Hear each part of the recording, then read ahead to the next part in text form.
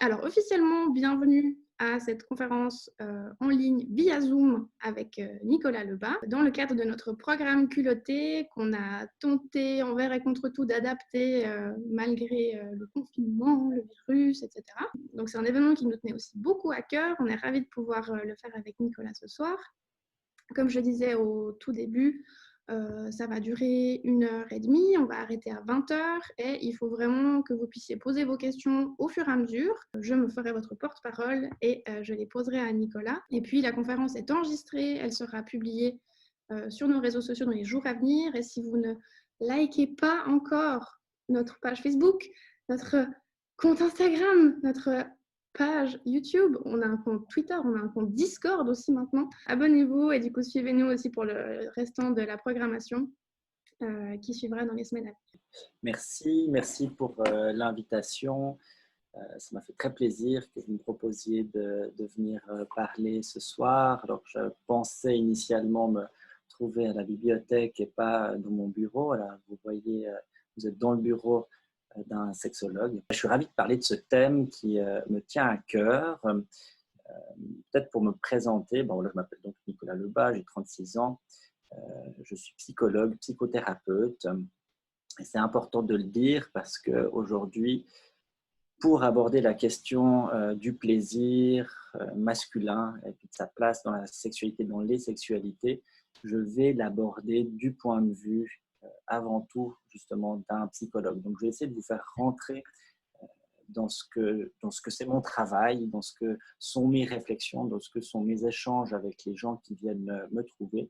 Et puis vous allez les aborder justement au travers de mes lunettes de psychologue psychothérapeute. Je suis aussi thérapeute de couple, ce qui m'amène à penser la sexualité quand je rencontre quelqu'un seul, de la penser aussi en termes relationnels. Je pratique la sexologie dans une structure privée depuis 10 ans maintenant.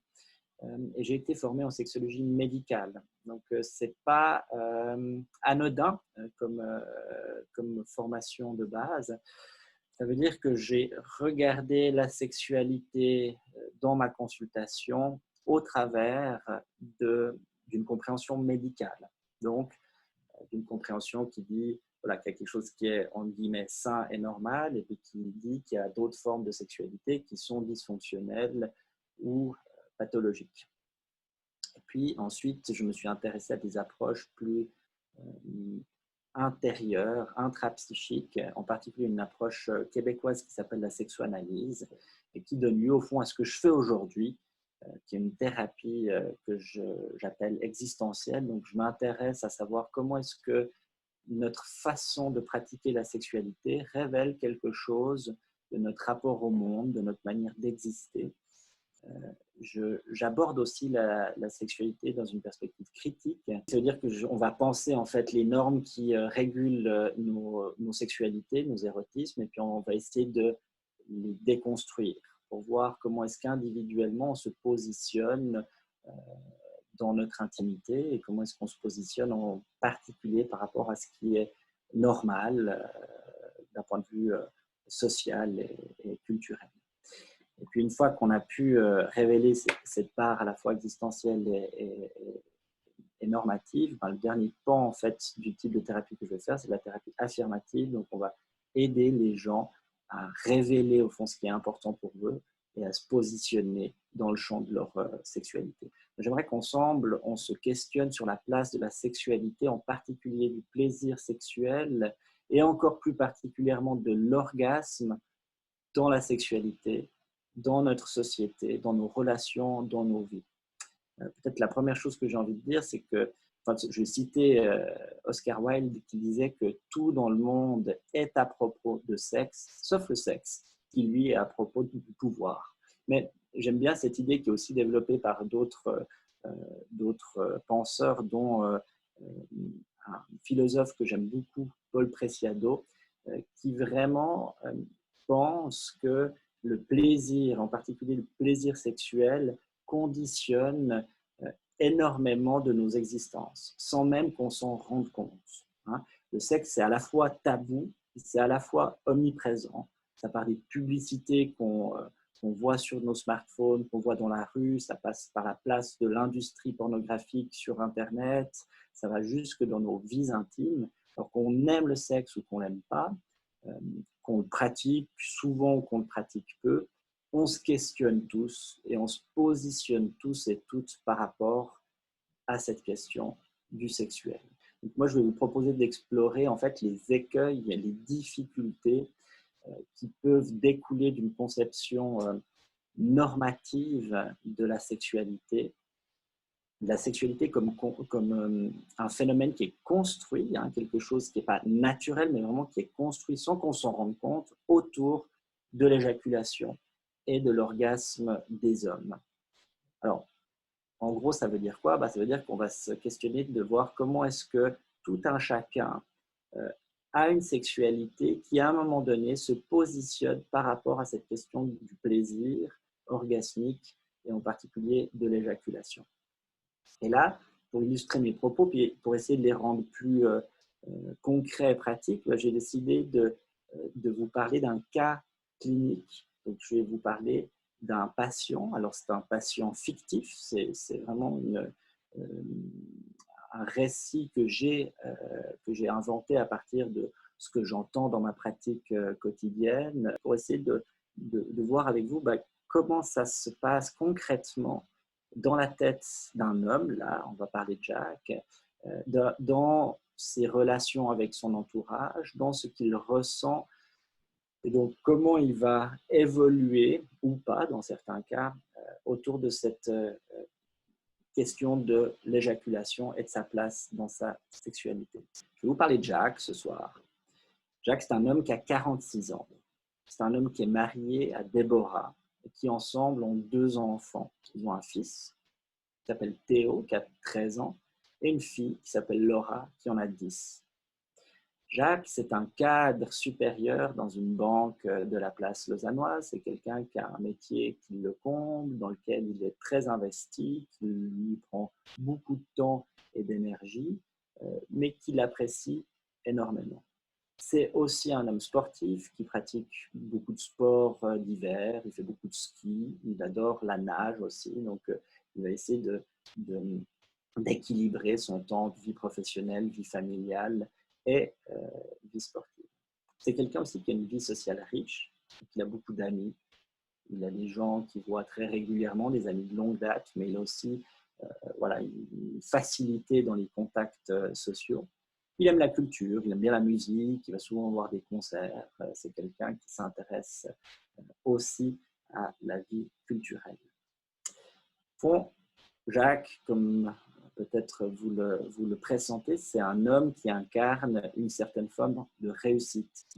La première fois que je vais le chercher dans la salle d'attente, je me rends compte que il est assis, on a une grande salle d'attente là, juste derrière la porte qui est derrière moi, une grande salle d'attente, puis je vois que Jacques, assis sur son canapé, attire le regard des personnes autour de lui. Les femmes le regardent avec une petite pointe de désir et d'envie, les hommes avec un peu de gêne. C'est un homme plutôt beau, il a une mâchoire carrée, il est bien rasé, il a une coupe de cheveux toujours très soignée, impeccable. Il est bien habillé, il porte un beau costume, il est comme assez décontracté, il n'a pas la cravate du banquier habituel. Il est vraiment le stéréotype d'un homme, celui auquel la plupart d'entre nous, on se réfère quand on pense vraiment à qu'est-ce que c'est être un homme. Alors quand je vais le chercher, la première fois, il me sourit, il est tout de suite assez sympathique, et puis on se serre la main, il vient dans mon bureau, il s'installe, il occupe l'espace, il regarde un peu ce qu'il y a autour de lui, il va regarder mes livres, il va me poser des questions. Enfin, c'est vraiment quelqu'un qui sait mettre son entourage à l'aise. Moi, d'ailleurs, tout de suite, en tant que thérapeute, avant même de lui avoir parlé, je suis plutôt dans un contact agréable et confortable avec lui. Et ce qui va me frapper dès le début et dès ce premier contact, c'est que c'est quelqu'un d'assez séduisant, qui dégage une sorte d'énergie érotique. Quelqu'un, on se sent comme ça, c'est fluide, et puis là, cette énergie-là.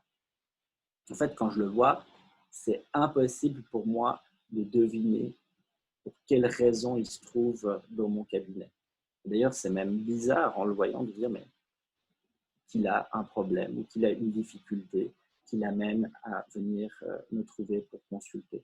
Il donne plutôt l'impression d'un homme fort, solide, qui n'a besoin de personne. Alors Jacques, c'est une caricature, mais ça reste un bon représentant des personnes qui peuvent s'adresser à moi. Évidemment que les hommes et les femmes qui viennent ne sont pas aussi stéréotypés. Mais voilà, c'est quelqu'un que je pourrais tout à fait imaginer se trouver dans ma salle d'attente demain ou la semaine prochaine. Bon, Jacques, d'emblée, va me parler d'une baisse de libido depuis quelque temps. Il dit qu'il avait toujours eu beaucoup d'intérêt pour la sexualité, mais qu'actuellement, il en a beaucoup moins envie. Donc, parallèle, il va décrire un sentiment qu'il n'a pas l'habitude de vivre de manière durable. C'est un peu de tristesse, une attitude un peu, enfin une humeur un peu morose, légèrement déprimée. D'ailleurs, tous les plaisirs qu'il a habituellement, comme la nage, les concerts, la musique, actuellement, ça ne le satisfait plus tellement, il prend moins de plaisir. Et puis, il réalise aussi qu'il a mis un peu plus de distance avec Déborah, son épouse, parce qu'il se replie plus sur lui. Donc, en fait, quand je vois ça, cette perte de libido apparente, ça contraste beaucoup avec cette première impression non verbale qu'il m'a donnée de cet homme séduisant, plein de force. Et là, en fait, ça me fait penser à ce que Carol Gillian et Naomi Snyder, dans un livre qui s'appelle « Pourquoi le patriarcat », ont décrit que les hommes cisgenres hétérosexuels, sans s'en rendre compte, tout petits, vers 4-5 ans, se coupent plus ou moins de leurs émotions. C'est-à-dire qu'ils mettent une distance avec ce qui se passe à l'intérieur et en particulier avec les vécus dits négatifs. Alors pour elles, ça sert en fait à se protéger des souffrances qu'on peut ressentir dans les liens d'attachement. Si je ressens des émotions fortes et que je m'attache à quelqu'un et que je sens du plaisir à être avec cette personne, ben je risque de sentir de la souffrance si par exemple ce lien va mal. Ça sert aussi à maintenir une image positive. C'est-à-dire que je porte un masque et je contiens tout ce qui ne va pas derrière ce masque. Mais à l'extérieur, je montre que ça va bien. Et ça reste, selon ces deux chercheuses, une caractéristique des hommes, de certains hommes dans notre société. Ensuite, on creuse un petit peu avec Jacques, puis il s'avère que depuis plusieurs mois, il n'a plus d'érection. Donc derrière cette perte de désir et de libido apparente, se cache, se masque une dysfonction érectile.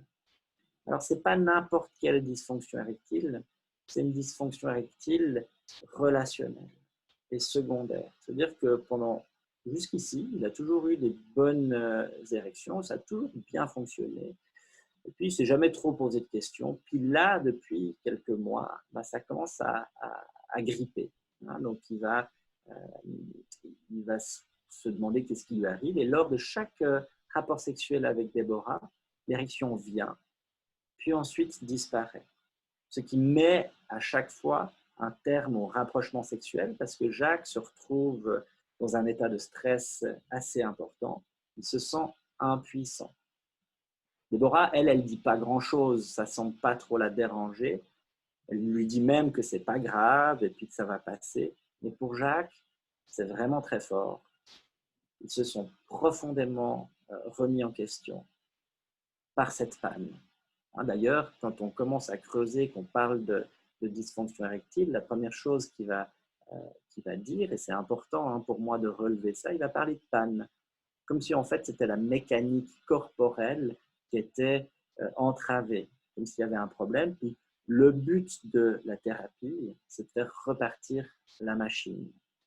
Donc il va adresser d'abord une demande plutôt mécaniste, technique, où il va chercher vers moi des trucs pour essayer de faire repartir cette machine qui fonctionne moins bien. Alors, je vous disais que c'était une dysfonction érectile particulière, une dysfonction relationnelle, parce que je vais lui demander, mais est-ce que c'est tout le temps comme ça? Puis il me dit que, en fait, il arrive à avoir une bonne érection quand il se masturbe. Quand il est seul, devant une vidéo pornographique qu'il a l'habitude de consulter, là, ça fonctionne bien. Il arrive à s'exciter, à avoir une érection qui lui permet d'aller jusqu'au plaisir éjaculatoire. Donc, il va continuer à maintenir cet espace auto-érotique seul, et il va même s'y rendre de plus en plus souvent. Parce qu'en fait, il a de moins en moins d'intérêt pour le sexe à deux. Puis, quand on creuse un petit peu, en fait, ce n'est pas tellement de l'intérêt, c'est surtout de la peur. On réalise ensemble, assez rapidement, dans les premières séances, que Jacques craint. Il a peur d'aller vers le rapprochement sexuel et que ça ne marche pas, et qu'il se sente impuissant, et qu'il se sente dévalorisé. Parce que dans cette perte d'érection, Jacques il perd aussi des repères. Lui qui réussissait tout jusqu'ici, il est confronté à des obstacles et à l'échec. Pour lui, c'est la catastrophe. C'est un peu comme une révolution. C'est ce qu'on ressent, je trouve, j'ai l'impression, particulièrement avec le choix des mots. Le mot impuissant, à la base, c'est pas forcément un mot qui devrait être lié à la sexualité. Il embarque plein de non-succès dans d'autres domaines de la vie et tout d'un coup, on l'associe à l'impuissance sexuelle. Et je trouve que le choix de ce mot, comme le mot panne, c'est des mots qui sont forts, en fait, qui ont beaucoup d'enjeux. Oui, le mot panne, ce qui est intéressant, c'est que, comme ce que je vous disais par rapport aux travaux de Gillian et Snyder, c'est que quand on a une compréhension mécanique du problème, ce n'est pas une compréhension émotionnelle ou une compréhension affectée. Hein. Donc, on met une distance. En fait, la mécanique, c'est quelque chose de plutôt froid, c'est quelque chose, au fond, qui ne souffre pas. Hein. Et de la même manière, justement, avec la question de la puissance et de l'impuissance. Hein. Et puis, ce qui est intéressant, c'est que quand on utilise le terme impuissance pour parler de dysfonction érectile, ce qu'on ne fait plus en sexologie clinique, justement parce que ça a trop de charges identitaires, les gens, enfin un homme dit qu'il est impuissant. C'est-à-dire qu'il va s'identifier au problème. Ce n'est pas simplement j'ai un problème passager, c'est que je deviens ce problème. Et c'est pour ça que ça dévalorise autant. Enfin, c'est une des raisons pour lesquelles ça peut dévaloriser autant l'identité de Jacques. Du coup, on parlera alors plutôt de je souffre d'un dysfonctionnement érectile plutôt de que je suis impuissant. Oui, ouais. Ouais. Et puis c'est intéressant de parler de la question de la souffrance, hein, parce qu'au fond, il y a des hommes qui présentent des problèmes d'érection, enfin, qui présentent des pénis qui ne bandent pas, je vais plutôt dire ça comme ça, mais qui n'en souffrent pas. D'ailleurs, pour diagnostiquer un trouble érectile, il faut qu'il y ait une souffrance. C'est des gens qui peuvent justement avoir des problèmes érectiles, mais qui ne vont pas avoir mal à cause de ça. Pour moi, ce qui est important ici, c'est de commencer à mieux comprendre qu'est-ce qui a déclenché cette problématique. Hein, parce qu'il commence à me dire voilà, que ça se chronicise, qu'il en souffre. Il dit que c'est depuis quelques mois, et puis je ne comprends pas tellement, donc on va essayer d'explorer ça ensemble. Puis là, Jacques m'explique qu'il a toujours eu des relations extra-conjugales depuis que Déborah, son épouse, s'est peu un peu désintéressée du sexe. C'est un homme qui aime séduire, et puis ça marche plutôt bien pour lui, et qu'il a souvent eu, enfin surtout, des rencontres d'un soir, et puis il rencontre des femmes avec qui il a des rapports sexuels qui ne sont pas suivis. C'est quelque chose qu'il arrive au fond à gérer en termes éthiques, hein, en se disant voilà, mon épouse a moins d'intérêt pour ça, c'est quelque chose qui est important pour moi. Je m'autorise au fond à vivre ces expériences-là. Puis, lors d'une de ces rencontres, en fait, il va coucher avec une femme qu'il va trouver particulièrement sexy, donc il dégage quelque chose de très sensuel et très sexuel selon lui. Il lui semble très sûre d'elle et très entreprenante. D'ailleurs, c'est elle qui l'accoste. C'est elle qui vient vers lui et qui va être très directe en lui disant qu'il lui plaît et qu'elle aimerait passer un moment intime avec lui. Donc là, ils vont se retrouver dans un hôtel, ils vont avoir un rapport sexuel. Jacques va prendre beaucoup de plaisir et va avoir un orgasme et va jouir. Cette femme, quand il jouit, le regarde et va lui dire quoi? Pas déjà. Et là, Jacques, lui, il est choqué. Parce que jusqu'ici, c'était toujours perçu comme un plutôt bon amant. Et d'ailleurs, la plupart de ses partenaires lui avaient corroboré cette image-là. Et cette fois, ils se sont critiqués par cet inconnu. Du coup, quand il entend ça, il essaie de reprendre. Il m'explique qu'il va essayer de reprendre un deuxième rapport sexuel par pénétration. Et puis, ça ne marche pas. L'érection ne vient pas. Alors, il y a plusieurs raisons à ça. Déjà, physiologiquement, après une décharge éjaculatoire, un homme a de la peine, ne peut pas, il y a un temps de latence avant lequel on peut avoir une deuxième érection. Mais plus important que ça, parce qu'il dit que ça lui est déjà arrivé de pouvoir reprendre, en fait, il se rend compte qu'il y avait beaucoup de stress. Enfin, vraiment, il s'est senti stressé, il a senti son cœur s'accélérer, il a senti des pensées l'envahir, il ne se sentait pas très bien, et puis il a quand même voulu aller au-delà de ça, et puis ça ne marche pas. Donc l'érection ne vient pas, Jacques sent énormément de honte, il se quitte, et il n'aura plus de nouvelles de cette femme. Et dès le lendemain matin, Jacques me dit qu'il n'arrête pas d'y penser. Ça apparaît dans son esprit comme une rumination, il va se sentir vraiment nul, il va se sentir diminué, il me dit diminué dans ma masculinité. C'est comme si je ne bande pas et que j'arrive pas à satisfaire ma partenaire, c'est comme si je n'étais pas vraiment un homme. Et là, c'est intéressant parce que ça me fait penser au livre d'une philosophe qui s'appelle Olivia Gazalet, qui a écrit Le mythe de la virilité, qui en fait réfléchit sur l'histoire du concept de virilité et comment est-ce que ça s'est construit. Hein. Elle arrive avec une recherche historique à dater ça auprès de la période gréco-romaine où on commence à observer la place toute particulière que la société, en particulier des hommes, donne au pénis, au phallus, à la force, à la virilité, qui signifie, hein, si on va chercher les racines étymologiques, être le plus, selon elle. C'est-à-dire être le plus fort, être le plus puissant, être le plus intelligent, être celui qui bande le plus longtemps et le plus dur. Puis ce qu'elle dit, en fait, c'est que la virilité, ça se construit dans la performance. Hein. Il faut bander pour se sentir viril, et dans la comparaison. Il faut bander plus que les autres pour se sentir vraiment viril. Et au travers de cette expérience de panne, comme il dit, en fait, Jacques commence à douter de lui en tant qu'homme, et ça va créer beaucoup de souffrance et beaucoup de stress. Et il va commencer à y penser énormément. Et évidemment, plus il y pense, moins il va avoir d'érection. Parce que l'érection, c'est une manifestation de notre excitation.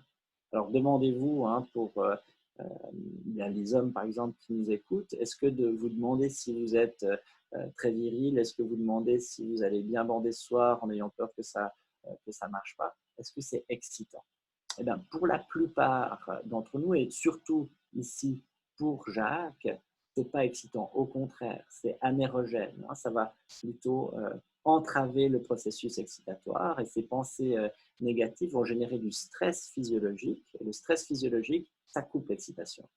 Si vous êtes stressé, vous n'allez pas avoir d'érection. Si on réfléchit 1 ou 2 secondes en termes d'adaptation, voilà, imaginez qu'un homme se trouve dans un contexte, un environnement dangereux, je ne sais pas, il est dans une forêt, il y a un ours, c'est plutôt bien s'il ne prend pas 15 minutes pour avoir une bonne érection, pour avoir un rapport sexuel. Ça inhibe et ça laisse la place plutôt à des comportements protecteurs. Donc là, on commence à comprendre d'où ça vient. quand est-ce qu'il a vécu la première difficulté. Donc, en fait, c'est parti d'un problème d'éjaculation. Alors, un problème d'éjaculation, c'est relatif parce que lui, jusqu'ici, ça n'avait jamais été un problème parce que ses partenaires lui avaient plutôt renvoyé une image positive. Mais c'est justement dans qu'est-ce qui était normal pour lui qui un jour est devenu anormal, qui a déclenché un trouble de l'érection, qui a en fait l'a dégagé de la sexualité parce qu'il ne voulait plus retourner dans quelque chose qui activait ses sentiments négatifs et ses images dévalorisantes de lui-même. C'est aussi qu'on a une éjaculation qui est très précise, parce qu'à la fois, on peut, en tant qu'homme, se permettre, le rapport est réussi une fois qu'on a éjaculé, ok, super, mais il ne faut pas que ce soit trop tôt. Dans le cas avec cette femme dans l'hôtel, c'est trop tôt, donc il y a une forme d'éjaculation précoce. Il faut que ça dure très longtemps. Enfin, il y a une éjaculation qui est très précise à avoir. Vraiment, elle est définie. Elle est presque même redéfinie à chaque rapport sexuel en fonction des attentes de chacun. Alors, ce serait bien si c'était en fonction seulement des attentes de chacun. C'est aussi en fonction des attentes sociales qu'on a intériorisées. C'est-à-dire que on pense que ça doit se passer comme ça. On pense qu'un rapport sexuel par pénétration avant éjaculation doit durer tant de temps. Et puis du coup, on se dit que pour avoir un bon rapport, on doit atteindre cet objectif-là. Et c'est ça justement tout l'apport d'un travail critique qu'on est en train de faire avec Jacques, c'est de se demander, oui, mais vous, là-dedans, qu'est-ce que vous en pensez? Et qu'est-ce que vous pensez que souhaitent vos partenaires? Donc là, on va commencer à s'interroger sur comment est-ce que Jacques a construit ce rapport-là à sa sexualité. Et on va s'intéresser en fait à son développement sexuel, à son histoire. Comment est-ce que peu à peu, il a pu apprendre à avoir des rapports sexuels ainsi. Donc Jacques, il va me dire qu'il a grandi dans une famille aimante, plutôt normale, sans problème, sans toujours rester au même endroit, où les parents ont toujours vécu ensemble, où les frères et sœurs avaient des bonnes relations entre eux. Une famille normale aussi dans le sens qui parlait assez peu de sexe. Moi, quand je pose la question, mais qu'est-ce qu'on disait à propos de la sexualité dans votre famille, les gens me disent souvent rien. Alors, c'est clair qu'explicitement, on parle peu de sexualité, mais ça ne veut pas dire qu'il n'y a pas des messages implicites qui sont contenus au-delà des mots. Et là, en fait, pour Jacques, on parlait peu de sexualité entre les parents et les enfants parce que le sexe, c'est justement pas pour les enfants. Les parents, eux, ils pensaient que c'était aux éducateurs, éducatrices sexuelles de l'école de leur parler de ce sujet-là. Et puis, on pensait aussi qu'un enfant, et ça c'est assez répandu, qu'un enfant qui est en contact trop tôt avec la sexualité, il va être choqué, il va être blessé, il va être meurtri, il va être sali. Donc on en parlait assez peu, et puis les adultes étaient plutôt gênés à cause de ces phénomènes-là, voire fâchés. Si par exemple Jacques ou sa sœur allaient se balader nus, alors que, enfin, quand ils étaient petits enfants. Théo, pas Jacques, du coup, mais oui. Oui, Jacques, quand lui-même était enfant, petit, sachant pas encore que la nudité était devait être limitée à aux espaces de l'intime, ben voilà, ça lui arrivait, il descendait de sa chambre au salon, il arrive, il était nu, les parents, samedi, en fin de journée, ils ont des invités à la maison, puis là, le père se tourne vers Jacques, s'énerve, mais qu'est-ce que tu fais comme ça, c'est pas normal. Donc Jacques, en fait, il apprend là, sans vraiment comprendre pourquoi, que la sexualité, son sexe, c'est pas quelque chose d'aussi banal que le reste du corps. Il y a quelque chose. C'est un tabou assez fort. Exactement. En fait, ce qu'il comprend, ce qu'il entend, sans qu'on le lui dise, c'est que le sexe, c'est pas bien. Donc, il commence avec ça. Et puis, à la puberté, commence un long apprentissage sexuel qui va renforcer cette place de l'éjaculation et en particulier la rapidité dans l'éjaculation. En fait, à la puberté, Jacques, un soir, il va découvrir le plaisir de la masturbation par hasard, à cause de certains rêves ou certains à vivre une décharge éjaculatoire. Puis à ce moment, il se réveille et puis il va réaliser qu'il y a quelque chose d'agréable, des sensations agréables qui peuvent apparaître de cette zone de son corps. Puis parce que c'est un être humain et puis qu'on est doté d'une capacité d'apprentissage et d'adaptation, il va en fait réaliser qu'en se touchant, il se passe quelque chose d'agréable, et puis que peu à peu, il va pouvoir affiner en fait ses comportements manuels, la masturbation, pour être de plus en plus performant, pour parvenir à cette sensation de décharge éjaculatoire. En même temps, il commence à entendre ses copains aussi en parler à l'école, tout en sentant que c'est toujours pas très bien vu. Donc, à la fois, il y a beaucoup de curiosité, il y a une sorte comme ça de pulsion par le plaisir, l'intensité de l'expérience. Puis, en même temps, il y a quand même quelque chose, une sorte de message pas très clair qui garde à l'esprit le sexe, c'est pas bien.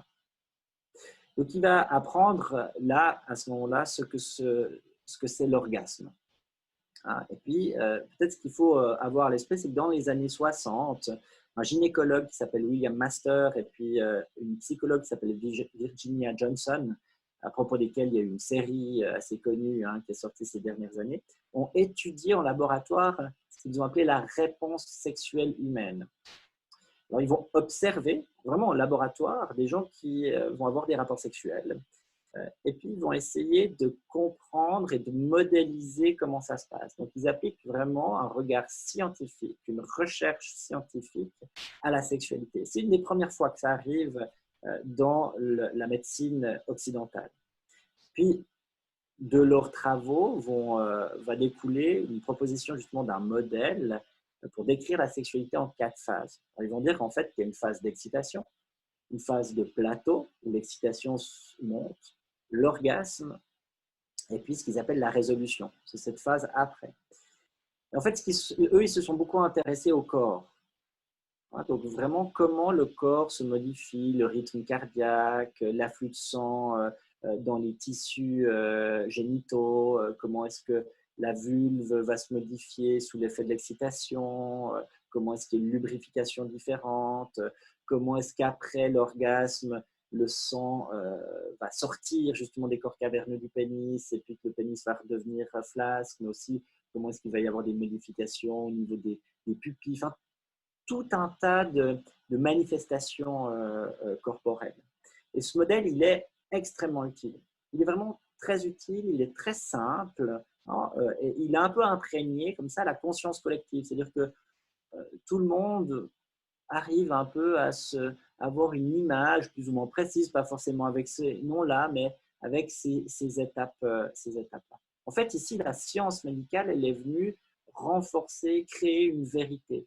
La sexualité, elle doit se passer comme ça. Et on a là, pour moi, un des facteurs qui amène l'éjaculation là où elle se situe.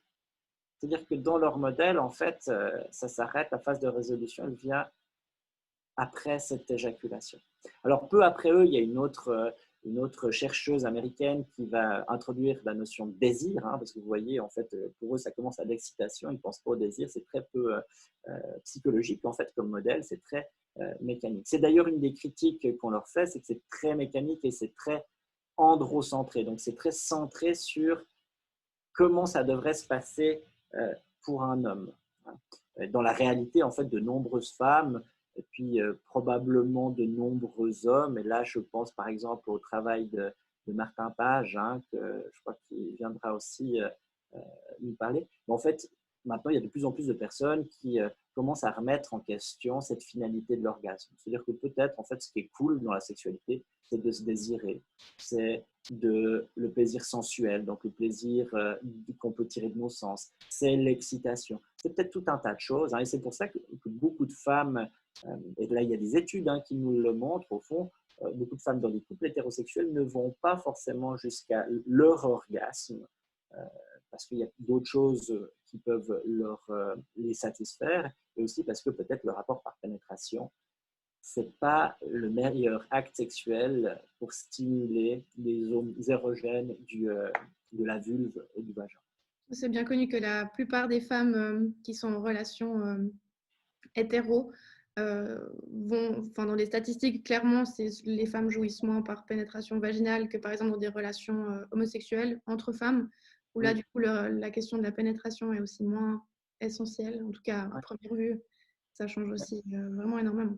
Ouais, je me souviens d'une conférence de Viviane Moret que vous avez aussi eue, hein, qui justement faisait une petite analyse de chiffres statistiques et qui montrait qu'en fait, les hommes jouissent, les hommes hétérosexuels dans un rapport hétérosexuel, donc avec une femme par pénétration, jouissent 99 fois sur 100, que deux hommes gays entre eux jouissent 99 fois sur 100, que des femmes lesbiennes jouissent quasiment à 99 fois sur 100 aussi. Par contre, que les femmes hétérosexuelles dans un rapport hétérosexuel, là, les chiffres, c'est entre 30% à 60%. Donc, c'est vraiment clairement... C'est pas assez. Il y a vraiment un problème. Donc là, en fait, on comprend avec Jacques que ce qu'il a appris ici, dans sa sexualité à l'adolescence, c'est de prendre du plaisir dans l'éjaculation. Et en fait, il a renforcé ça dans son auto-érotisme, dans la masturbation. Il a renforcé, il a toujours été, en fait, il ne se masturbait pas pour le plaisir de se caresser. Il se masturbait pour le plaisir ressenti au moment de la décharge éjaculatoire. Mais ça, il ne se l'est pas dit dans sa tête avant qu'on en parle ensemble. Pour lui, c'était juste inconscient. Donc, en fait, dans sa sexualité jusqu'ici, l'éjaculation constituait la fin de chaque rapport sexuel. Une fois qu'il avait joué, ça s'arrêtait. Après, il y avait peut-être quelques échanges affectifs et affectueux, mais au-delà de la tendresse, il n'y avait pas d'autres comportements sexuels ou érotiques. À l'adolescence, j'ai aussi l'impression qu'il y a la pression du groupe, la pression sociale du groupe, où il faut faire pareil que ses copains. Qui c'est qui l'a fait en premier? Est-ce que tu as déjà eu ta première fois? Il y a aussi cette idée, j'ai l'impression que on va se masturber, on va se toucher parce que les autres dans la classe, les autres copains le font aussi. Il y a même aussi des pratiques un peu, je juge pas, mais des pratiques où on entend souvent que les garçons font ça en groupe. Dans les douches après le sport ou ce genre de choses, qui va tenir le plus longtemps ou qui va réussir à le faire le plus vite, à éjaculer le plus vite. C'est aussi déjà un enjeu qui est fort à l'adolescence. Oui, alors bon, ce qu'il faut savoir, c'est qu'effectivement, des recherches nous montrent, alors là, je connais plus de choses par rapport à l'enfance qu'à l'adolescence, mais on peut imaginer qu'il y a des similitudes, que les hommes, en fait, les garçons découvrent plutôt la sexualité avec des pairs, PAIRS, du même sexe, alors que les femmes vont plutôt la découvrir seules. Et qu'il y a effectivement, comme je le disais tout à l'heure, des phénomènes de comparaison. Mais c'est extrêmement amusant. Je me souviens qu'un sexologue thérapeute qui s'appelle Rodolphe Soulignac, qui travaille à Genève, dans une présentation qu'il faisait sur la sexualité, il me disait que, sauf erreur de ma part, dans les années, au XVIIIe siècle, en Autriche, à Vienne, il y avait des pratiques de masturbation collective dans des endroits comme des bars, enfin ce qui était à l'époque des bars. Puis que là, en fait, le but, c'était d'être celui qui éjacule le plus vite. Le plus viril, c'était celui qui éjaculait le plus vite. Donc, c'est évidemment des phénomènes construits dans une perspective sociale, culturelle, mais aussi historique. Ça va changer d'une période à une autre. Et ce sont toujours des pratiques masculines. Il me semble que dans l'histoire, on n'a jamais vu ça. On n'a jamais vu de groupe de femmes, à part éventuellement si on les appelle des sorcières. Mais encore, on n'a pas cette sexualité féminine comme ça qui est autant mise en avant. Là, je trouve justement que les travaux de Ghazali sont éclairants parce qu'elle va vraiment expliquer comment, là, à la période romaine, il y a eu une distinction de genre, en fait. C'était important d'être viril et je dirais la plus grosse importance, la différence par rapport à l'autre la plus marquée, c'était surtout de ne pas être féminin. Et une des différences qui s'est constituée à ce moment-là, c'est que le pénis, l'homme maîtrise son pénis, ou en tout cas doit maîtriser son pénis. C'est-à-dire qu'il doit bander quand il veut bander, il doit éjaculer quand il veut éjaculer. Contrairement à la femme qui, elle, a des pertes menstruelles qu'elle ne contrôle pas.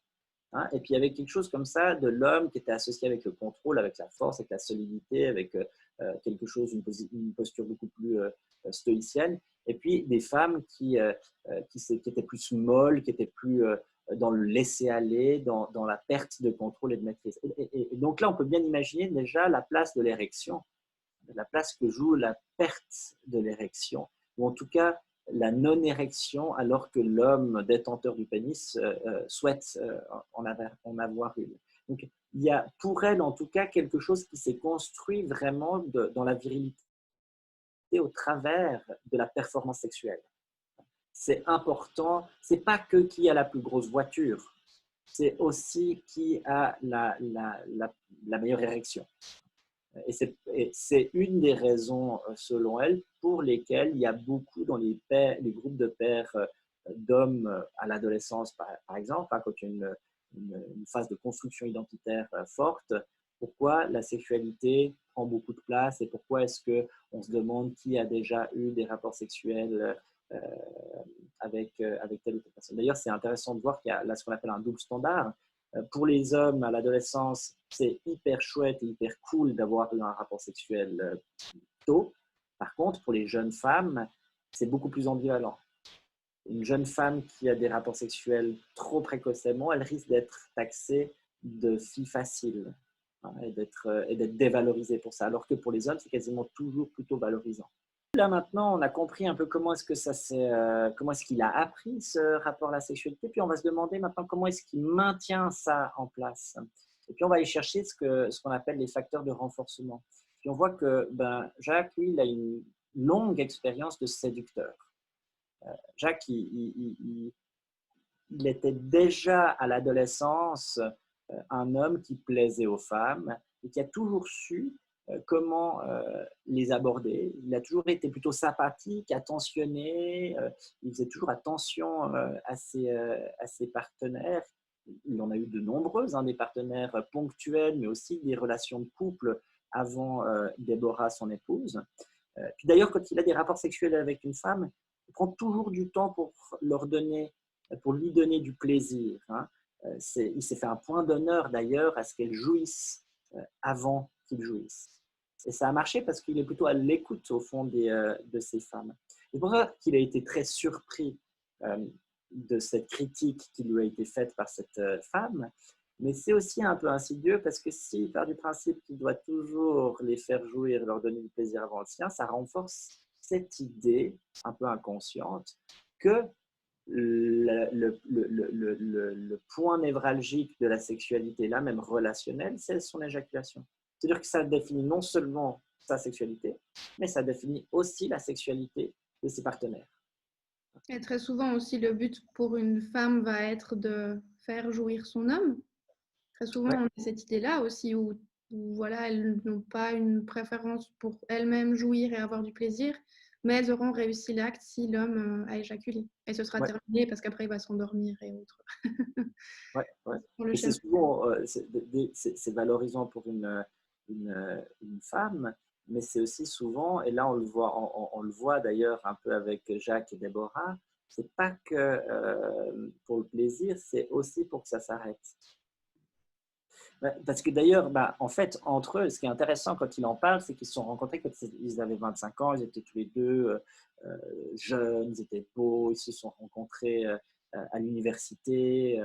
Déborah, c'était une femme pétillante, pleine de vie, elle était libre, elle aimait beaucoup le sexe aussi. Et puis, leur relation, c'était immédiatement très, très, très passionnelle, de ne pas se passer l'un de l'autre. Ils passaient beaucoup de temps au lit à avoir des rapports sexuels et ils ont eu ce sentiment de trouver leur moitié du point de vue érotique.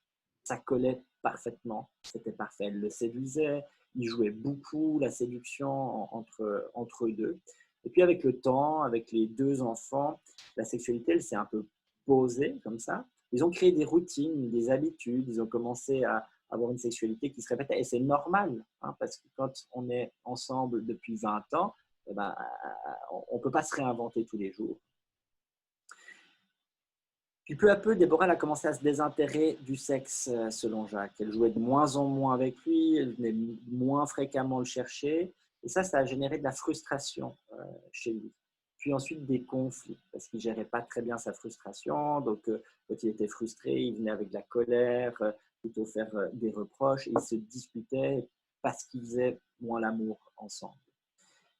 Jacques, lui, il était très demandeur. Puis du coup, Déborah, c'était celle qui disait oui ou non si à ce moment-là, elle était ouverte à un rapport sexuel. Un des problèmes ici, pour Jacques et Déborah, c'est que, en fait, c'est pas que ça n'allait pas, c'est que Déborah, elle s'est désintéressée du sexe. Elle a changé. Elle l'a un peu trompé sur la marchandise. C'est ce qu'il pense.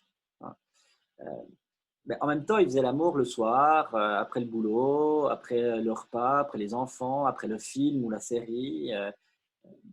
Et puis en fait, ils ne se rendaient pas compte que ce qu'ils faisaient, à force de répétition, c'était de se rencontrer pour que Jacques puisse jouir pendant la pénétration. C'est très réducteur, hein, ce que je dis là, mais c'est ce qu'on est en train d'analyser, de se rendre compte avec Jacques. En fait, c'est leur script sexuel. Hein, la notion de script sexuel, c'est une notion développée par un sociologue qui s'appelle Gagnon, qui est extrêmement importante dans le champ de la sexologie sociale, qui décrit en fait les habitudes qu'on intègre et qui vont définir ce qui fait partie du sexuel et ce qui le devient et ce qui ne l'est pas. Pardon. Et puis dans cette routine, ben, Jacques, lui, il éjacule et Déborah, elle s'ennuie. Probablement parce que, en fait, ce qui allumait le plaisir de Déborah au début, ça se passait dans la séduction. Sauf qu'avec le temps et avec ce script sexuel un peu du soir après tout le reste, il n'y avait plus besoin de séduction. C'est une rencontre, Jacques y allait vers elle, il la touchait d'une certaine façon. Elle savait que quand il la touchait comme ça, c'est qu'il voulait avoir des rapports sexuels. Il n'avait plus besoin de le séduire. Il y a aussi, j'ai l'impression, quelque chose d'assez beau dans la routine où c'est aussi une forme de confort du cerveau, de pas tout le temps avoir se poser la question de comment est-ce que je dois faire à chaque fois différemment. Mais cette routine, elle est aussi chouette dans le sens où on sait ce qui fait du bien à l'autre. Enfin, quand la personne jouit, on sait sur quel bouton appuyer, mais du coup, c'est vrai que quand c'est l'unique script sexuel, là, ça devient un peu problématique, où il n'y a aucune place pour la nouveauté. Sur 20 ans, c'est en effet souvent un peu long. En fait, selon moi, bon, je ne suis pas le seul à le penser, mais toute forme de sexualité ou d'érotisme exclusif, c'est-à-dire monolithique, s'il n'y a qu'une forme d'érotisme, par exemple là, l'érotisation de la nouveauté, c'est plus à risque de dysfonctionner. Plus on est capable d'élargir son panel d'intérêt sexuel, ça ne veut pas dire de pratique ou de position, hein, mais c'est vraiment qu'est-ce qu'on va chercher et comment on va le chercher. Plus il y a de probabilité que la sexualité soit fonctionnelle. Et là, vous insérez aussi un nouveau mot dont on n'avait pas parlé avant, qui est l'érotisme, qui je pense est super important, mais on va en reparler plus tard. Mais Ouais. ça fait aussi bien partie des enjeux. Oui, on peut en parler maintenant, on reviendra dessus après. C'est vrai, la sexualité, moi je la comprends plutôt comme justement cette part génitale, voire mécanique. Hein. Et l'érotisme, c'est de penser qu'on y inclut d'autres phénomènes. Là, j'ai une collègue que j'aime vraiment beaucoup, une clinicienne qui malheureusement n'écrit pas assez, parce que je suis sûr qu'il y aurait plein de choses intéressantes à transmettre, mais a écrit dans un article qu'elle a publié dans un manuel que, en fait, elle comparait sexualité et érotisme à la poésie. Elle disait en gros, la sexualité, c'est les mots qu'on choisit. Hein, et puis l'érotisme, c'est ce qui fait que ces mots sont poétiques. parce qu'on peut utiliser les mêmes mots, les ordonner autrement, et que ça n'a rien de poétique. Et c'est la même chose en fait avec l'érotisme. Et c'est pour ça, selon elle, que c'est extrêmement difficile, enfin c'est un phénomène difficilement définissable, l'érotisme. Dès que vous voulez essayer de le cerner et le définir, on risque de tomber dans quelque chose de sexuel. Et c'est ça, hein, typiquement, si vous regardez des images érotiques, le problème, c'est que ça, faut que ce soit un peu suggéré, mais dès qu'on essaie de l'emprisonner, on risque de tomber dans quelque chose de sexuel ou de stéréotypé. Alors, il y a évidemment des artistes hein, qui arrivent certainement mieux que d'autres, et puis moi, je suis pas artiste, donc j'aurais la peine à vous donner une définition de l'érotisme qui garde justement cette touche un peu supplémentaire que par rapport à la sexualité. Et ça va être un peu tout le travail qu'on va faire avec des personnes qui viennent en difficulté, c'est de se rendre compte comment est-ce qu'ils peuvent ramener de l'érotisme dans leur pratique de la sexualité. Et c'est ça qu'on va essayer de voir avec Jacques. D'ailleurs, là maintenant, on a un peu compris hein, avec lui comment est-ce que ça s'est construit, comment ça se maintient, parce que voilà, Déborah qui s'ennuie, donc elle s'intéresse moins à la sexualité, c'est pas qu'elle n'aime plus le sexe, c'est que le sexe qu'ils ont ensemble, leur script éjaculatoire, là, ça l'intéresse moins, il n'y a plus cette intensité de la séduction, donc elle se désengage, donc lui est frustré, donc il va voir ailleurs, vu qu'il voit des femmes une seule fois, c'est très intense, ça fonctionne bien, en général, il y a assez peu de critiques les premières fois, sauf vraiment cette fois problématique. Donc lui, il est plutôt renforcé à chaque fois qu'il a une relation extra-conjugale. Et puis là, maintenant, il se rend compte que tout ça, ça ne convient pas. Donc on va essayer d'élaborer en fait la suite.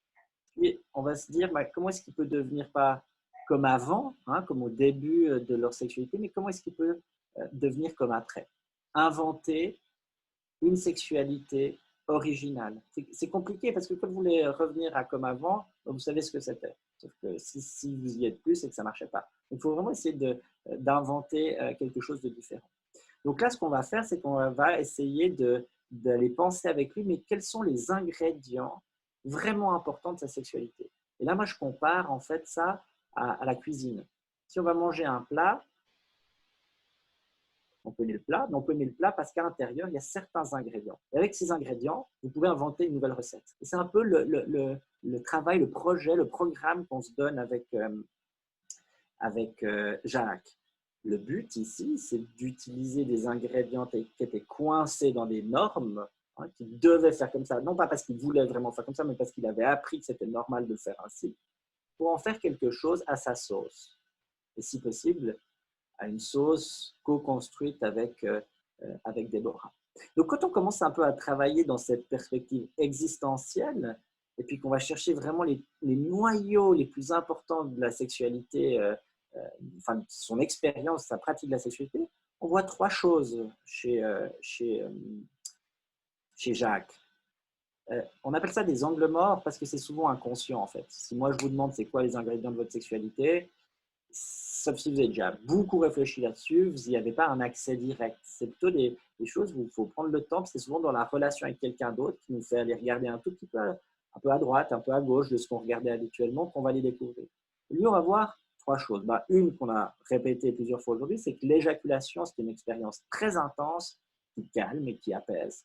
C'est vraiment ce pic, la montée de l'excitation, tout à coup, il y a l'éjaculation, et en fait, ça décharge et ça apaise. Et physiologiquement, on le sait, hein, il y a des sécrétions de certaines molécules chimiques qui vont vraiment générer une sensation de relâchement. D'ailleurs, hein, c'est une contraction de une bonne partie de la musculature, et puis tout d'un coup, hop, on se détend. Alors, essayez de contracter votre main pendant une minute, et puis après, vous la détendez. Vous allez sentir quelque chose de confortable, en tout cas la plupart d'entre nous. Donc, il y a cette expérience de l'éjaculation. Il y a le sentiment de performance sexuelle qui valorise, hein, ce truc de je suis un homme, un vrai, parce que je bande et puis que je suis performant au lit. Et en fait, il découvre aussi l'importance de la connexion. Il repense à ce qu'il vivait avec Déborah au début. Et il repense à ce sentiment d'avoir trouvé sa moitié. Et d'avoir trouvé avec quelqu'un avec qui il se sent vraiment connecté. Et combien, quand il se sent connecté, il se sent enrichi, comme si les choses sont justes, exactement là où elles doivent être. C'est difficile à décrire, et déjà à identifier et à décrire ce genre d'expérience. C'est Donc un là, peu il doit être... la question que Ludivine vient de poser, où elle se questionne justement, elle dit, mais il lui semble qu'il y a beaucoup de questions sur son identité de genre aussi, sa vision de la virilité et puis la source de son désir. Est-ce qu'il veut juste éjaculer ou, comme dit Ludivine, veut-il vraiment avoir un échange sexuel avec un être humain, passer du temps à donner du plaisir à quelqu'un d'autre, dans une vision altruiste de la sexualité, au-delà du pénis et partager ce plaisir à travers un érotisme mutuel. Et en effet, on est en train d'y répondre, mais c'est intéressant aussi de le formuler Ouais, comme ça. ouais, mais c'est ça qui est intéressant chez les hommes. Et là, je reviens sur la thèse de Gillian et Snyder. C'est qu'en fait, la plupart des hommes, ils pensent que ce qui est important, c'est la performance sexuelle. Parce qu'ils ont appris que c'était ça. Mais en fait, quand on prend le temps de les questionner, il y en a beaucoup qui vont se rendre compte que là derrière, il y a des expériences affectives et émotionnelles qui sont extrêmement importantes. Se sentir vivant, se sentir, alors la connexion, ça revient souvent, l'intensité. Il y a tout un tas de vraiment un peu noyaux existentiels comme ça, hein, qui vont se sentir en lien, se sentir reconnu, se sentir accepté, enfin vraiment des choses comme ça. Mais le problème, c'est qu'ils ont, et ça c'est aussi hors de la sexualité, typiquement Jacques, il n'a jamais appris à voir le monde consciemment au travers de ses intérêts émotionnels. Pour lui, c'était toujours apparemment une performance. Et c'est seulement quand ça ne fonctionne pas qu'il met ça en question. Donc lui, évidemment que quand il allait voir toutes ces femmes à droite à gauche, lui, ce qu'il se disait, c'est que ce qu'il aime, c'est j'aime baiser, j'aime avoir des partenaires multiples. Il en parlait à deux de ses amis avec qui étaient un peu tout, waouh, quel homme, toutes ces conquêtes qu'il a. Et puis lui, il avait l'impression que c'était enrichissant. Et en fait, ce qui s'est aussi rendu compte, c'est qu'il y a des niveaux un peu de conscience. C'est que la première niveau de conscience, c'est que l'éjaculation, c'est quelque chose de très intense qui calme. Le deuxième niveau, c'est que là derrière, en fait, ma manière de voir la masculinité est fragile, donc j'ai constamment besoin de réassurance. Et plus je bande, plus je me sens viril. Mais le problème, c'est pas tellement de voir, c'est pas seulement de voir la sexualité comme une valorisation, c'est aussi de construire une masculinité fragile. Et ça, c'est justement hein, ce que dit Ghazaleh, c'est que notre conception de la virilité, et d'ailleurs la virilité, c'est pas la même chose que la masculinité, elle est en soi, elle comprend en soi un piège. Évidemment que les femmes et toutes les minorités, au sens politique, hein, pas au sens statistique, qui ne sont pas dans cette pyramide-là, vont en souffrir. Mais les hommes qui sont dans la pyramide de cette virilité, ils en souffrent parce qu'en gros, il n'y en a qu'un qui est au sommet de la pyramide, tous les autres, ils sont en dessous, donc tous les autres, ils se sentent moins virils que celui qui est en haut, puis celui qui est en haut, il est toujours parano, vigilant, méfiant, parce qu'il doit dominer les autres, les rabaisser, pour qu'ils restent en dessous de lui.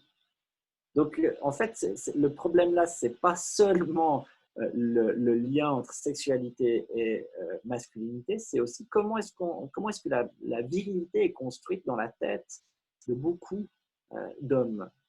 Et comment est-ce qu'on peut en parler aussi? Parce que de nouveau, quand Jacques va vers ses amis et leur dit j'ai couché avec tant de femmes, j'ai baisé, on a baisé comme des fous toute la nuit, enfin cette espèce d'animalité comme ça qui est très valorisée souvent. Comment est-ce que du coup ces deux amis réagiraient s'ils débarquaient en disant c'était extraordinaire, on n'a pas eu de pénétration, mais on s'est juste caressé, on s'est juste touché toute la nuit?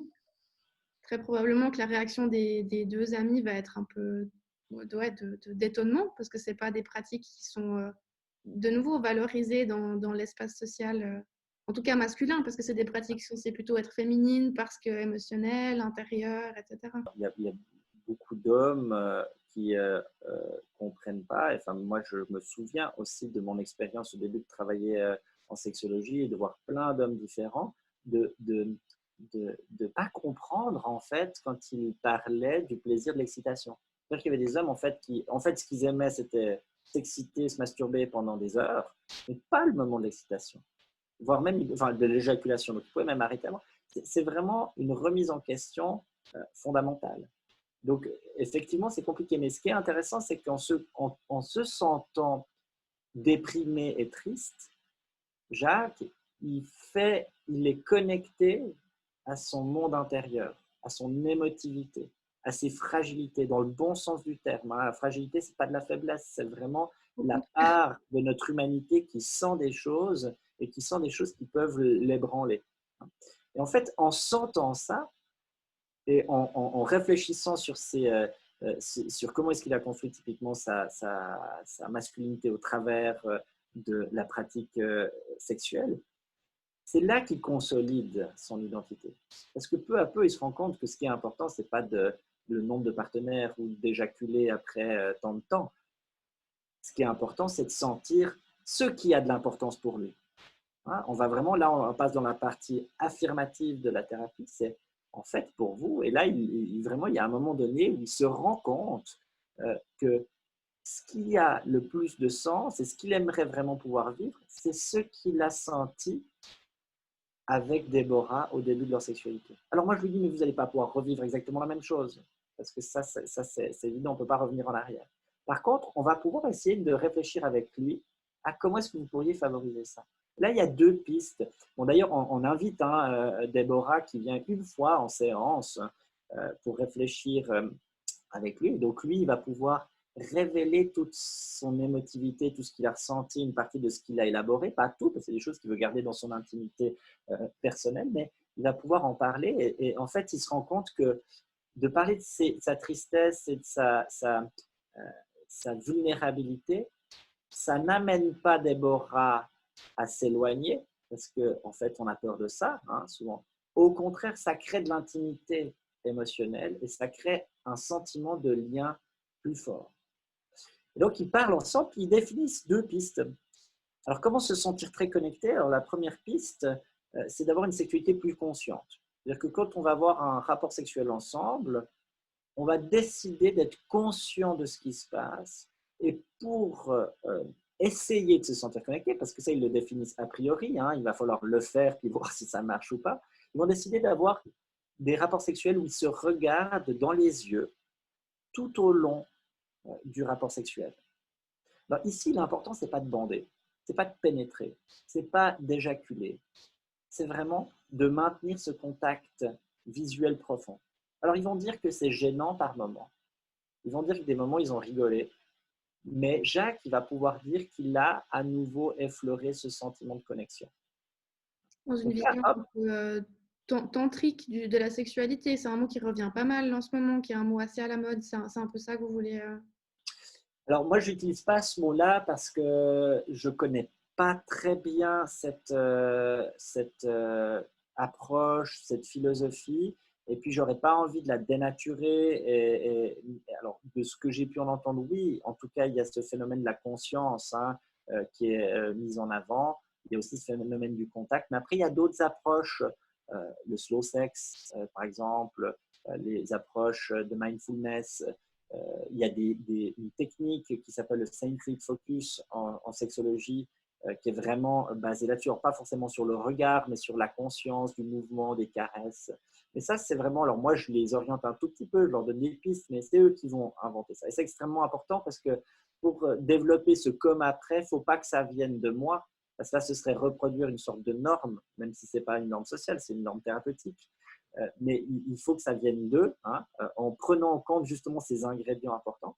La deuxième chose qu'ils vont décider d'essayer comme piste, c'est de partager certains seulement de leurs fantasmes sexuels et réfléchir ensemble à ceux qu'ils aimeraient réaliser dans leur relation.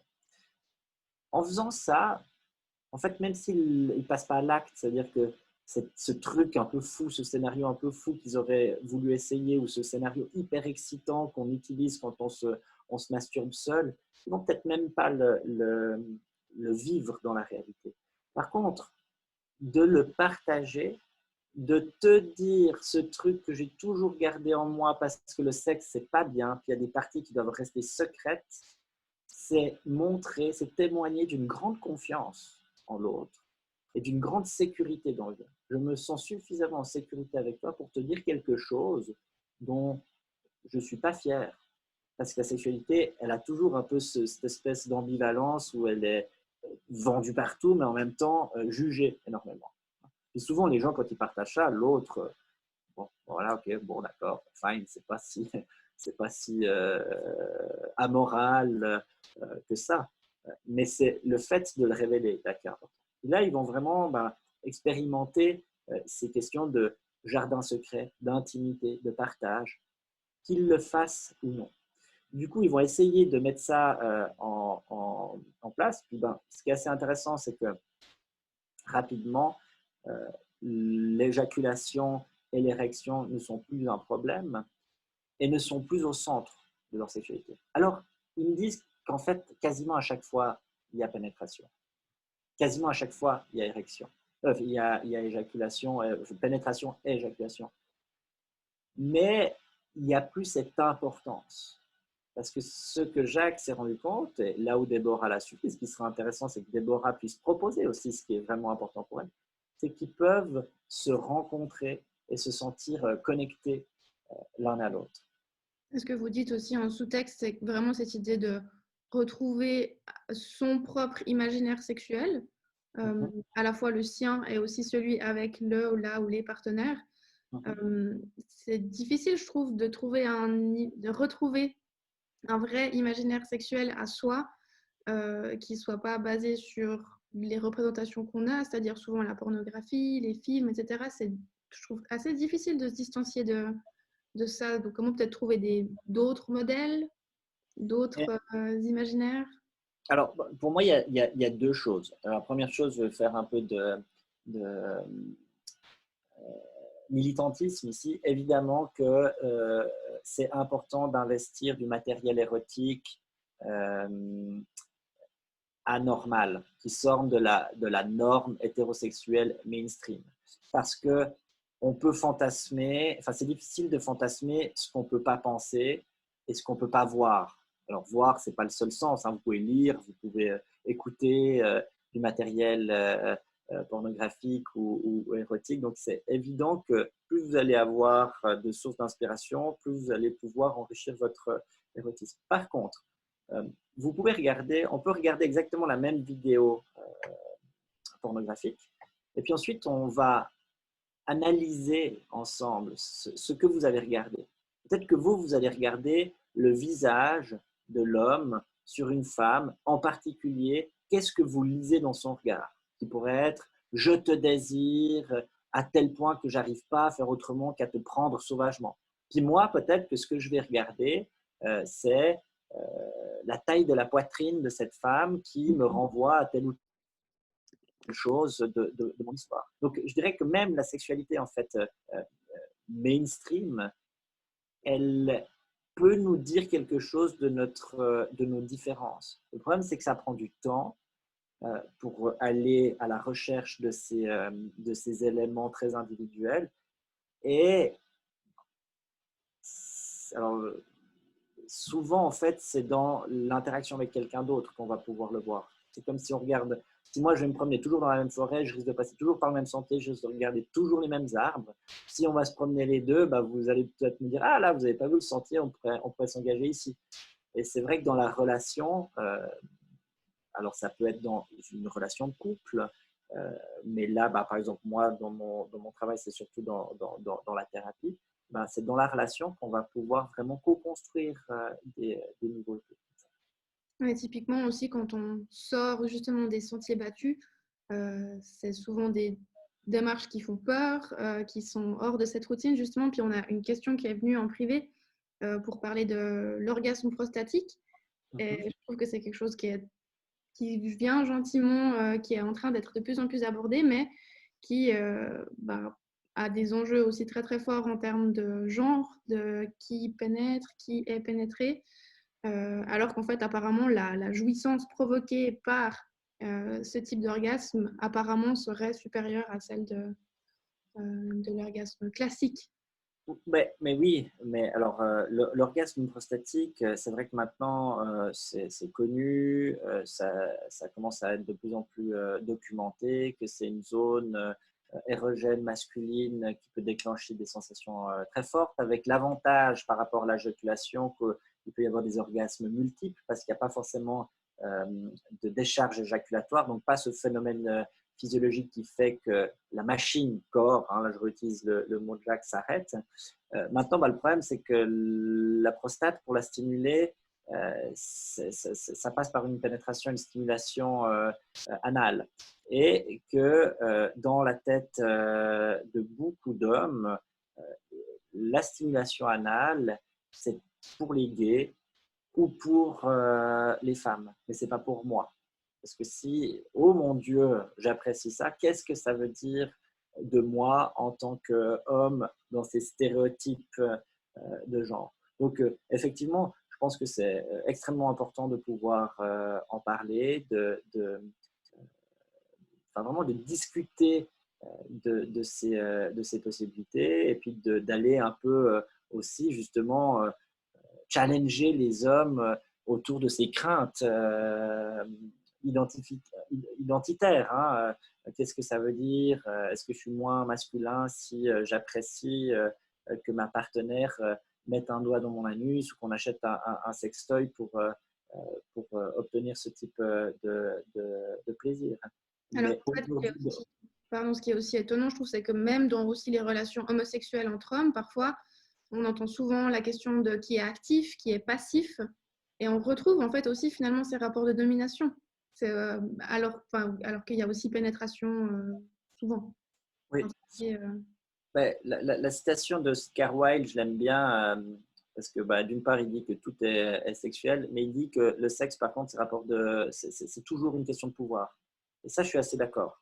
En fait, le pouvoir, on est un peu complexé dans notre société par rapport au pouvoir à cause des risques trop souvent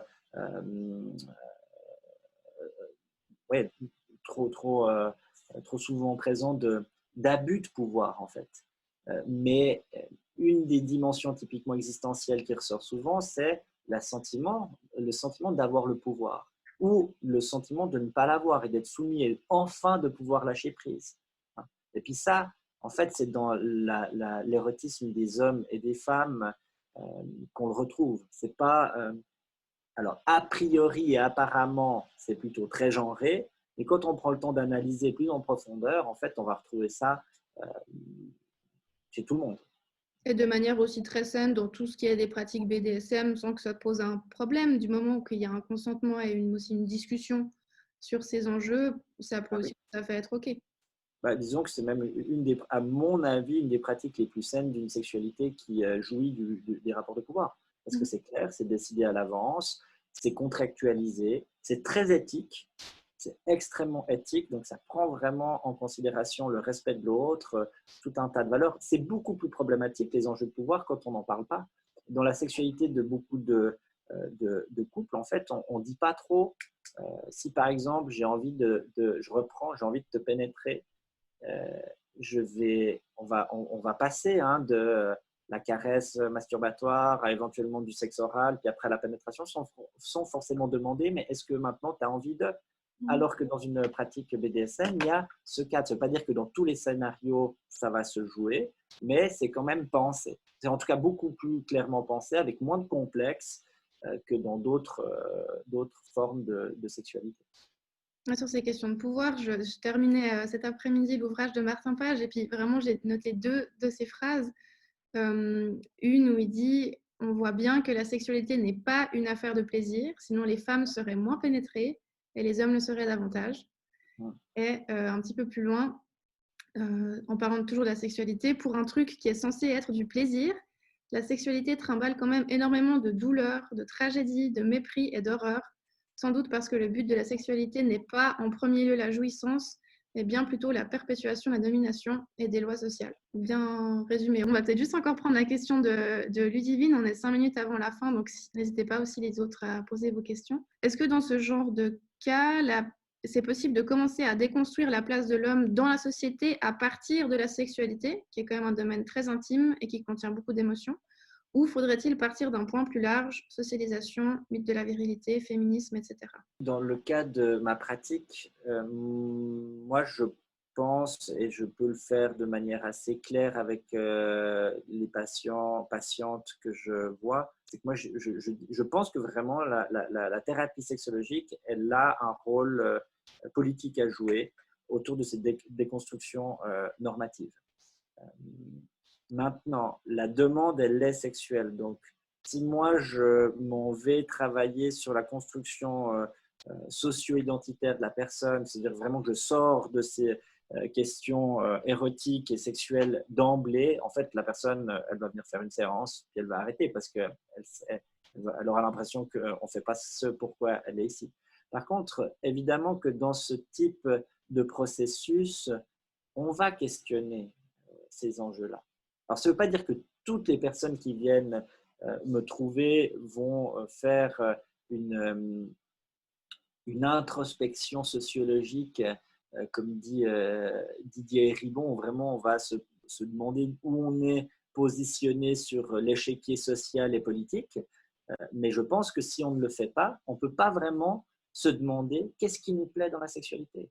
Si en tant qu'homme, on ne se rend pas compte qu'on a grandi avec l'injonction qu'il faut, le homme cisgenre hétérosexuel, qu'on a grandi avec l'injonction qu'il faut aimer pénétrer et qu'il faut aimer jouir et si possible jouir pendant la pénétration, et qu'on ne se rend pas compte mais qu'on croit que c'est nous qui aimons ça et qui avons construit ce goût-là, parce que c'est naturel, parce qu'on est un homme, puis que c'est l'essence animale de notre, voilà, de notre sexualité, bah, c'est compliqué. Donc effectivement, je pense qu'on part de la sexualité et puis on pose ces questions. Moi, ça m'arrive souvent de parler d'enjeux politiques, de penseurs et penseuses, plutôt penseuses féministes. Je donne souvent à des hommes la référence d'un podcast que je trouve vraiment génial qui s'appelle Les couilles sur la table, qui est un podcast féministe qui réfléchit sur les masculinités, sur plein d'enjeux des masculinités. Qui a fait un épisode sur les orgasmes masculins, du coup. Oui, moi je pense que c'est important d'en parler, mais alors moi dans ma pratique, parce que je suis psychologue, si j'étais sociologue ou éducateur, peut-être que je partirais par le haut, mais en tant que psychologue et sexologue, ben, je pars de la sexualité. Et puis après, il y a des hommes qui ne vont pas vouloir se poser toutes ces questions-là. Hein. Là, c'est un cas fictif. J'aimerais bien avoir des cas aussi chouettes, qui se déroulent aussi facilement. Hein. Ce n'est pas aussi simple.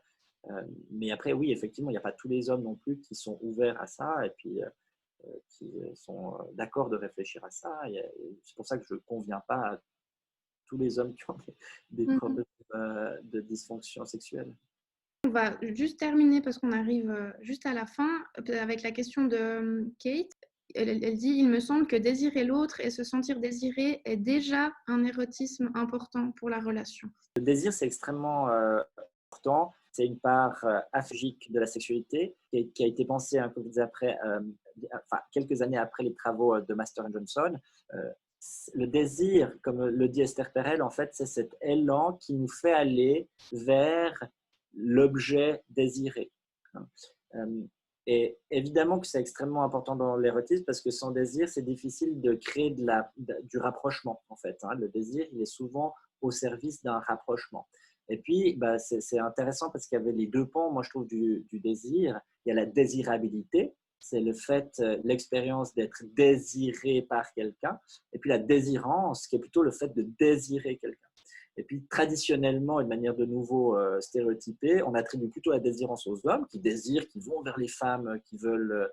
Ça reproduit ces problèmes de pouvoir, hein, et typiquement tout ce qu'on a discuté aujourd'hui de ces normes hétéro. Effectivement, le désir, c'est extrêmement important. Par contre, j'aurais envie de finir en disant le désir, c'est quand même maintenant un mythe qu'on a créé. Cette idée qu'on ne peut avoir une sexualité on peut rentrer dans la sexualité que par la porte du désir. Et ça pose cette norme-là, elle pose énormément de problèmes aux gens. Parce qu'on voit typiquement aujourd'hui, maintenant, on ne parle plus de trouble du désir pour les femmes, parce qu'il y a une femme sur deux qui aurait une pathologie.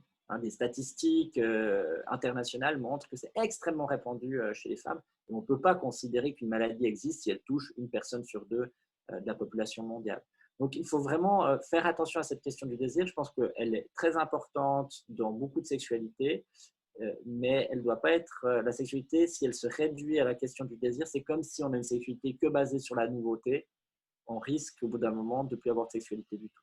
Merci beaucoup pour ces réponses. On va du coup terminer malheureusement maintenant. On aurait pu évidemment rester des heures. Si vous avez encore des questions, je vais vous renvoyer vers les nombreux ouvrages sélectionnés par la librairie La Fontaine, dont la plupart sont aussi à la bibliothèque. Donc, n'hésitez pas à venir les emprunter aussi ici. N'hésitez pas non plus à contacter Nicolas si vous avez davantage de questions. Si vous avez besoin de prendre un rendez-vous aussi, il sera à votre disposition. Je pense qu'il sera ravi. Merci pour votre participation. Vraiment, c'est vraiment chouette de pouvoir voir qu'il y a un intérêt, que les choses bougent, que les gens ont envie d'écouter et d'apprendre sur ce sujet.